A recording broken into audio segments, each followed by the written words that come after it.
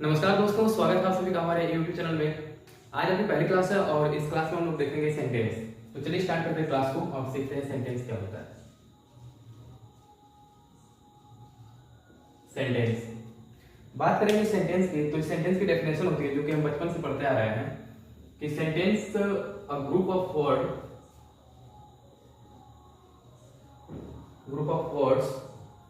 which gives complete meaning।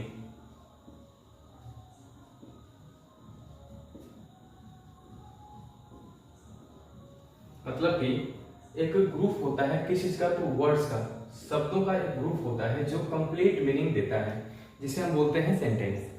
ठीक है, क्या चाहिए हमें, क्या होता है, तो वर्ड्स यानी कि शब्दों का ग्रुप होता है जो कि कंप्लीट मीनिंग यानी कि पूरा अर्थ देता है, उसे हम बोलते हैं सेंटेंस। तो हमको क्या मिला, दो चीजें हमको मिली यहाँ पे। पहला मिला ग्रुप ऑफ वर्ड्स और दूसरा चीज मिला हमें कंप्लीट मीनिंग।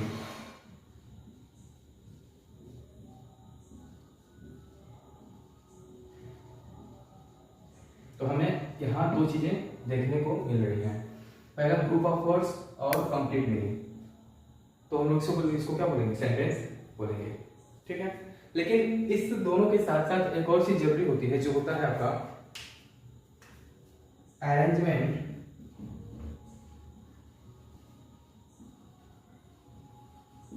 Of words. मतलब कि जो भी हम वर्ड्स लिखेंगे उसको किस तरह से लिखना है और कैसे लिखना है, वो भी बहुत ही बड़ा रोल प्ले करता है। तो बेसिकली अगर हम किसी भी सेंटेंस की बात करें ना, जो कि उसका स्ट्रक्चर होता है, पहले आता है सब्जेक्ट प्लस वर्ब, उसके बाद फिर आता है हमारा अदर वर्ड। इस वर्ब में भी दो तरह की वर्ब हो जाती हैं। पहली वर्ब होती है आपकी हेल्पिंग वर्ब, जिसे हम एक्सिलरी वर्ब के नाम से भी जानते हैं, और एक होती है हमारी मेन वर्ब। ठीक है, फॉर एग्जाम्पल अगर हम एक एग्जाम्पल से समझ लें कि क्या ये सेंटेंस है या नहीं है, तो अगर आप देखेंगे तो मैंने लिखा रहा था playing is in the garden. Radha playing is in the garden. तो इतने आप में ये भी शब्द है, ये भी है, ये भी है, ये भी है, मतलब सब अपने आप में एक वर्ड है। तो क्या इसे हम सेंटेंस कहेंगे? पहले तो हम देख लेते हैं कि इसका जो लिखने का तरीका वो सही है नहीं। अगर सही तरीके से लिखेंगे तभी तो सही इसका मीनिंग निकलेगा। तो हमको चाहिए पहले सब्जेक्ट है, फिर चाहिए हमको वर्ब में सबसे पहले चाहिए एक्सिलरी। तो हमको एक्सिलरी चाहिए, लेकिन हमारा जो यहाँ पे है ना, ये आ गया है मेन वर्ब, और एक्सिलरी वर्ब कहाँ है, मेन वर्ब के बाद। तो ये गलत हो गया। हम इसको सही तरीके से कैसे लिखेंगे, पहले हमको चाहिए हेल्पिंग यानी कि एक्सिलरी वर्ब और फिर मेन वर्ब। तो हमको लिखना होगा, तो इसे लिखने का जो तरीका है हमारा सही तरीके से लिखेंगे कैसे, Radha is playing in the garden. अब देखो, पहले आया सब्जेक्ट, फिर एक्सिलरी, फिर मेन, और ये आपके आ गए अदर वर्ड्स। ठीक है, तो अगर देखेंगे तो सब्जेक्ट पहले है, फिर हेल्पिंग या एक्सिलरी बोलो, फिर मेन है, यानी कि ये वाला जो सीक्वेंस है ये फॉलो कर रहा है। और इसका हिंदी में निकल रहा है राधा जो है कहाँ खेल रही है, राधा गार्डन में खेल रही है। तो जब हिंदी में निकल रहा है और ग्रुप ऑफ वर्ड्स है, शब्दों का भी ग्रुप है, कंप्लीट मीनिंग दे रहा है, और ये जो लिखने का तरीका है वो भी सही है, तो इसे हम क्या बोलेंगे, इसे हम एक सेंटेंस बोल सकते हैं। ठीक है, अब यही भी हम देख लेते हैं कि एक चीज होता है जिसे हम बोलते हैं पार्ट्स ऑफ सेंटेंस। देखिए, बात करेंगे पार्ट्स ऑफ सेंटेंस की। पार्ट्स जो होते हैं सेंटेंस के ना, ये दो होते हैं। एक होता है सब्जेक्ट और दूसरा होता है प्रेडिकेट। सब्जेक्ट और प्रेडिकेट। देखो दोस्तों, सब्जेक्ट की बात करें तो सब्जेक्ट को हम लोग एक और नाम से जानते हैं जिसे हम बोलते हैं डूअर। और डू का मतलब होता है करना। डू का मतलब होता है करना, और जब भी किसी हम वर्ब में ई आर या ओ आर लगा देते हैं ना, तो उस काम को करने वाला बन जाता है, यानी कॉमन बन जाता है। तो जब हम डूअर की बात करेंगे तो ये क्या हो जाएगा, ये किसी काम को करने वाला बन जाएगा। तो सब्जेक्ट क्या होता है, जो कि जो कि सब्जेक्ट क्या होता है, जो कि सेंटेंस के अंदर किसी काम को करता है उसे हम बोलते हैं सब्जेक्ट। फिर बात करते हैं प्रेडिकेट क्या होता है। तो प्रेडिकेट वो चीज होता है जो सब्जेक्ट की इंफॉर्मेशन को बताता है कि सब्जेक्ट कौन सा कांड कर रहा है सेंटेंस के अंदर। तो सब्जेक्ट और प्रेडिकेट में बस इतना अंतर है कि सब्जेक्ट जो है डूअर होता है, जो सेंटेंस के अंदर किसी भी तरह के एक्शन को करता है, और जो प्रेडिकेट होता है ना, वो सब्जेक्ट की जानकारी को पूरा करता है। तो ये हो गया आपका पार्ट्स ऑफ सेंटेंस, सब्जेक्ट और प्रेडिकेट। अब आगे चलेंगे तो देखेंगे हम लोग काइंड्स ऑफ सेंटेंस या टाइप्स ऑफ सेंटेंस। ठीक, देखिए दोस्तों, अब हम बात कर लेते हैं parts of sentence, sorry kinds of sentence की।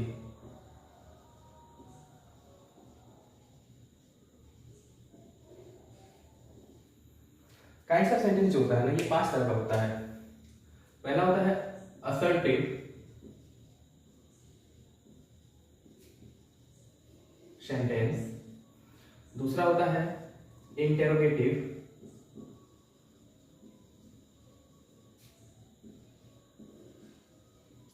सेंटेंस, और तीसरा होता है इंपेरेटिव सेंटेंस,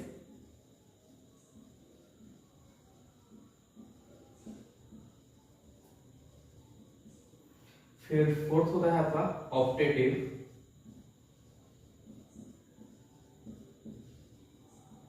सेंटेंस, और लास्ट और फिफ्थ जो है ना, इसे हम बोलते हैं एक्सक्लेमेटरी सेंटेंस।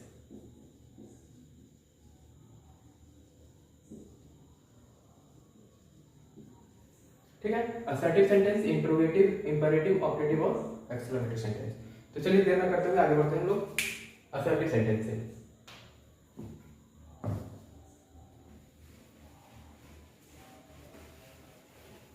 हेडिंग डाल लीजिए असर्टिव सेंटेंस। असर्टिव सेंटेंस, ठीक है। देखो, असर्टिव सेंटेंस जो है इसका 2 और नाम होता है जिसे हम जानते हैं, इसी सेंटेंस को हम जानते हैं, इसी सेंटेंस को हम स्टेटमेंट सेंटेंस के नाम से जानते हैं,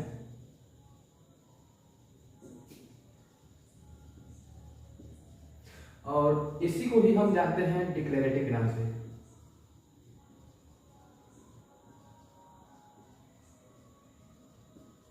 ठीक है, अब देख लेते हैं कि असर्टिव सेंटेंस का हम यूज कहाँ करते हैं। तो बात करेंगे जब हम असर्टिव सेंटेंस की, तो असर्टिव या स्टेटमेंट या फिर डिक्लेरेटिव, किस कोई भी नाम ले लीजिए, इसका हम यूज करते हैं ना टू गिव इंफॉर्मेशन।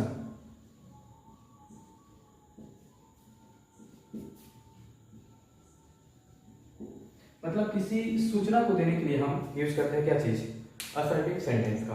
अब देखो, जो इंफॉर्मेशन है ना, इसको हम लोग 2 पार्ट में तोड़ देते हैं। एक होता है पॉजिटिव वे और एक होता है निगेटिव। ठीक है, ये जो आपका पॉजिटिव है, इसको हम एक और नाम से जानते हैं जिसे हम बोलते हैं अफर्मेटिव।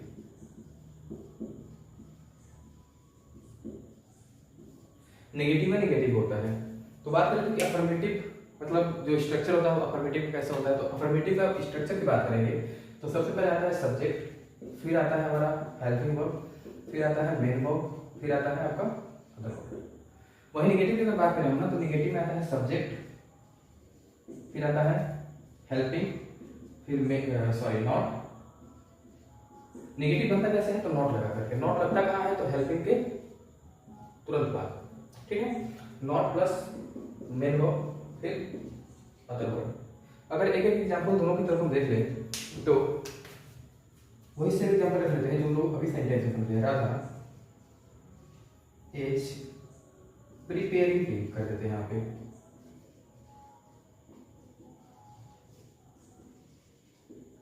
राधा चाय बना रही है।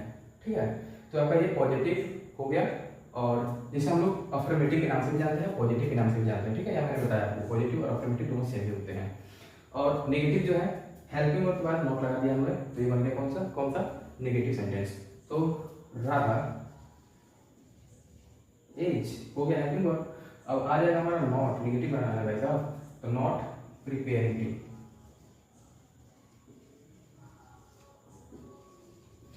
उम्मीद करता हूँ कि आपको यहाँ तक समझ में आया होगा। ठीक है, तो आगे चलते हैं हम लोग इंटेरोगेटिव सेंटेंस के ऊपर।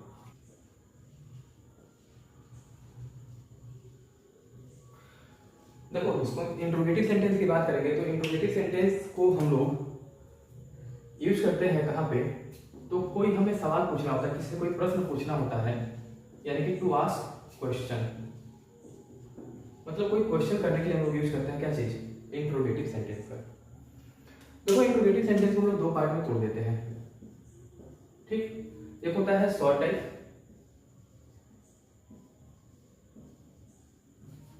एक होता है शॉर्ट टाइप, एक होता है लॉन्ग टाइप। इस शॉर्ट टाइप को हम बोलते हैं यस नो टाइप,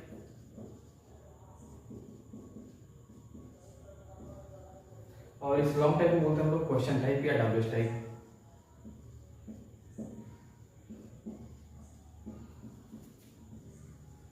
ठीक है, ये जो आपका यस नो टाइप है ना, इसका जो स्टार्टिंग होता है डायरेक्ट हेल्पिंग वर्ब से होता है, फिर आता है सब्जेक्ट, एक मिनट चाहिए, सबसे पहले आता है क्या चीज, हेल्पिंग वर्ब, फिर आता है सब्जेक्ट, फिर आता है मेन वर्ब, फिर आता है अदर वर्ब, लास्ट में क्वेश्चन मार्क लगा देंगे। ध्यान देने वाली बात ये है कि जो ये हेल्पिंग वर्ब है ना, ये हेल्पिंग वर्ब, इस हेल्पिंग वर्ब का हिंदी में जो सेंटेंस बनेगा वो होगा मीनिंग इसका हेल्पिंग वर्ब का क्या, जो कि सेंटेंस के स्टार्टिंग में ही रहेगा, ठीक। ये क्या वर्ड जो है इस हेल्पिंग वर्ब का ही हिंदी होगा, चाहे यहाँ पे कोई भी हेल्पिंग वर्ब हो, हेल्पिंग वर्ब डिसाइड करता है हमारा कौन सब्जेक्ट, ठीक। जैसे इज राधा प्रिपेयरिंग टी, क्या राधा चाय बना रही है, इसका हिंदी क्या निकलेगा, क्या राधा चाय बना रही है, ठीक। लेकिन अगर बात करें हम इस क्वेश्चन टाइप की, तो क्वेश्चन टाइप का जो बात होता है ना, इसमें हम लोग यूज करते हैं डब्ल्यूएच वर्ड, फिर लिखते हैं हम लोग हेल्पिंग वर्ब, फिर आता है सब्जेक्ट, फिर आता है मेन वर्ब, फिर आता है अदर वर्ड। तो अगर आपको डब्ल्यूएच वर्ड यूज करके करना है, तो डब्ल्यूएच वर्ड होता क्या चीज है, तो what, how, which, where, who, ये सब सारी चीजें जो है ना, ये होती है आपकी क्वेश्चन वर्ड। जैसे हम यहाँ पे लिख दिए कि how is Radha preparing T, मतलब कि राधा कैसे, हाउ मतलब क्या होता है कैसे, तो राधा कैसे चाय बनाती है,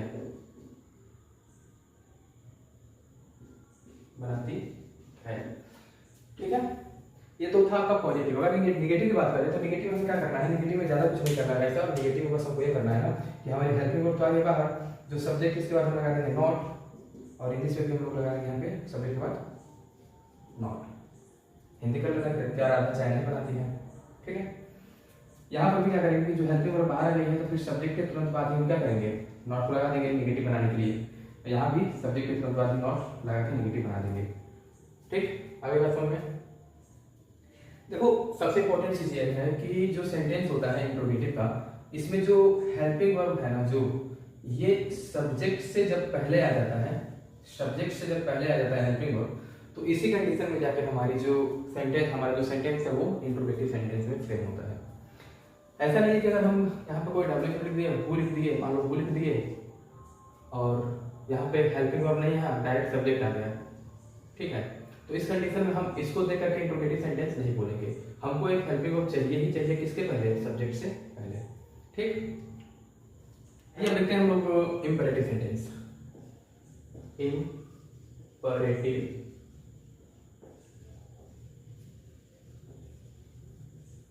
सेंटेंस। इंपेरेटिव सेंटेंस क्या होता है, तो इंपेरेटिव सेंटेंस जो है ना, इसको हम यूज करते हैं एक्सप्रेस करने के लिए, टू एक्सप्रेस मतलब कि दिखाने के लिए, बताने के लिए, व्यक्त करने के लिए क्या चीज, तो order, command, request, suggestion,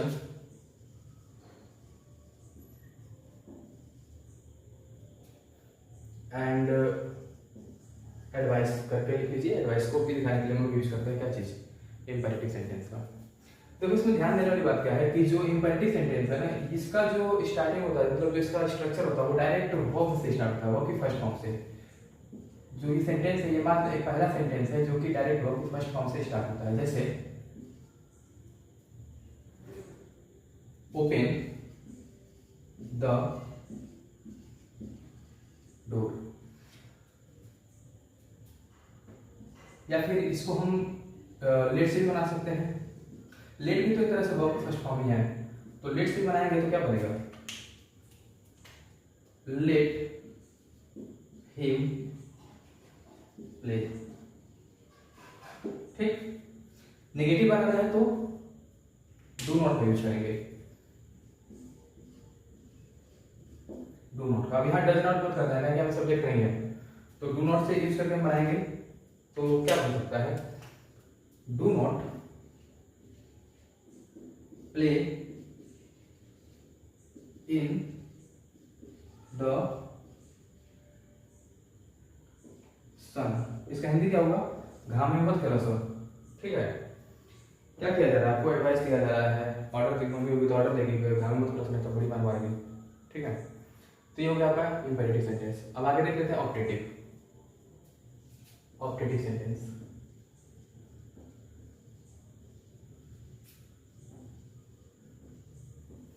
optative sentence क्या होता है, देखो ऑप्टेटिव सेंटेंस जो है इसको हम लोग यूज करते हैं दिखाने के लिए टू एक्सप्रेस, क्या चीज एक्सप्रेस, तो to express pray wish bless या फिर कर्स। मतलब किसके लिए हम प्रार्थना कर रहे हैं, या किसी के लिए हम विश कर रहे हैं, या किसी को हम ब्लेस कर रहे हैं, या किसी को याद दे रहे हैं जिससे नहीं बन रहा है उसको, तो इन सब चीजों के लिए हम लोग यूज करते हैं क्या चीज, ऑपरेटिव सेंटेंस। ठीक है, इसके स्ट्रक्चर की बात करें अगर हम, तो स्ट्रक्चर जो होता है इसका स्ट्रक्चर होता है में, फिर सब्जेक्ट, फिर वर्ब फर्स्ट फॉर्म, फिर अदर वर्ड। ठीक है, देखो यहाँ पे समझने वाली बात क्या है कि जो ये मे वर्ड है इसको हम सेंटेंस के अंदर लगा भी सकते हैं, नहीं भी लगा सकते हैं। और इस सेंटेंस का एक सिंबल होता है, इसको हम बोलते हैं एक्सक्लामेशन मार्क, इसे हम बोलते हैं एक्सक्लामेशन मार्क।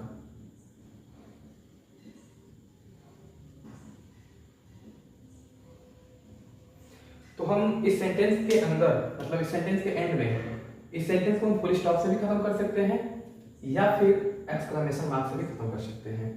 में यूज भी कर सकते हैं, नहीं भी कर सकते हैं, फुल स्टॉप से भी खत्म कर सकते हैं, या एक्सक्लेमेशन मार्क से भी खत्म कर सकते हैं। जैसे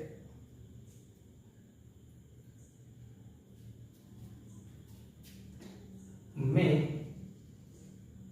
यू लिव लॉन्ग, ये सेंटेंस हो गया एक।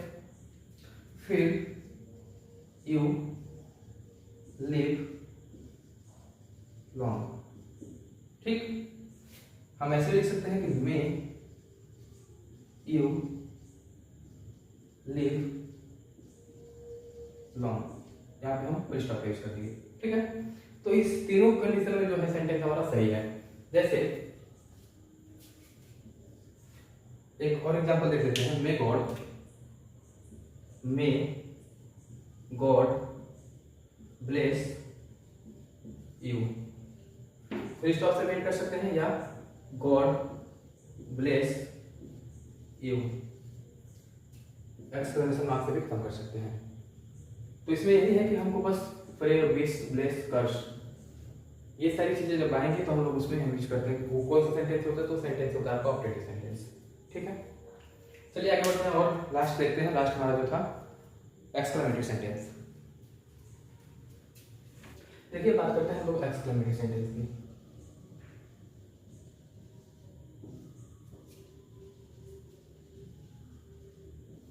अगर हम बात करें इस एक्सक्लेमेटरी सेंटेंस की, तो इसको हम यूज करते हैं दिखाने के लिए सडन फीलिंग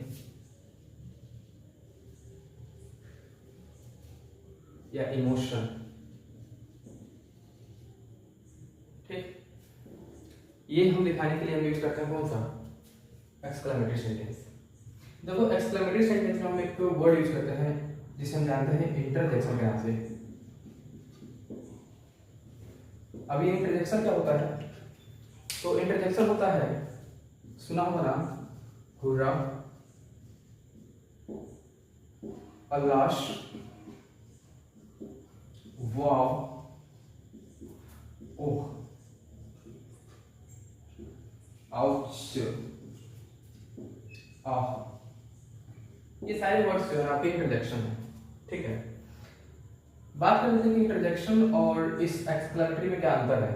तो देखो इंटरजेक्शन जो है एक वर्ड होता है जो कि strong feeling, sorry sudden feeling या फिर इमोशन दिखाता है, जबकि इंटरजेक्शन एक क्या बोला मैंने, बात कर लेते हैं कि ये जो इंटरजेक्शन है और एक्सक्लेमेटरी जो है इन दोनों में फर्क क्या है। तो ये जो इंटरजेक्शन है ना, ये एक वर्ड होता है जो कि सडन फीलिंग को बताता है या इमोशन को, जबकि एक्सक्लेमेटरी सेंटेंस होता है पूरा का पूरा, एक्सक्लेमेटरी जो है पूरा का पूरा एक सेंटेंस होता है जो कि सडन फीलिंग या इमोशन को दिखाने का काम करता है। इस सेंटेंस के अंदर एक वर्ड सिंबल होता है, इसे हम जानते हैं एक्सक्लेमेशन मार्क का।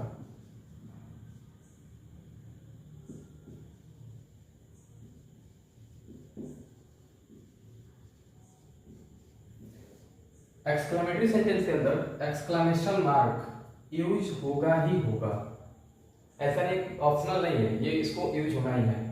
जैसे अगर हम बात करें किसी सेंटेंस के एग्जांपल को लेके, तो मान लो अभी क्रिकेट चल भी रहा था, तो कोई पता है खत्म हो गया,